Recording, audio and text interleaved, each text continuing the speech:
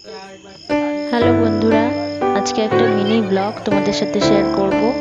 আমার baby girl আছে, যার কদিন আগেই 1 ইয়ার পূর্ণ হয়ে গেল। তো আমরা একটু হালকা সেলিব্রেশন করেছিলাম বাড়িতে। তো ছোটোখাটো একটু আয়োজন করার জন্য দেখতেই পেলে দুটো কেক ছিল, একটা হোয়াইট ফরেস্ট কেক আর একটা চকলেট কেক। তো কেক টেক কাটার পর্ব চলছে এখন। দেখো আমার মেয়ে তার বাবার কোলে দাঁড়িয়ে কেক কাটছে, আর সবাই খুব উইশ করছে ওকে। তো ও ভীষণই আদরের আমাদের বাড়িতে। তো ও কান্নাও করছে, একটু গরমও পড়েছিল সেদিন। তো যাই হোক, একটু হেভি ওয়েট জামা কাপড় পরে ওর ভীষণ আনইজি ফিল হচ্ছিল, খুব আনকমফোর্টেবল লাগছিল। তো যাই হোক, এই রিচুয়ালটার জন্য একটুখানি সময় তোকে পরে থাকতেই হলো, কষ্ট হোক যা হোক। কেক টেক খাওয়ার পর্ব চলছে।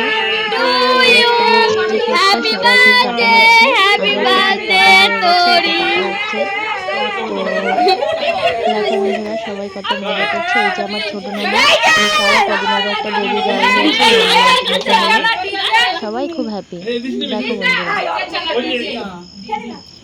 এরপর চলে আসছি খাওয়া দাওয়ার পর্বে। মেয়ের জন্য আজকে কি কি খাবারের মেনু ছিল দেখো, ইভেন সবার জন্যই।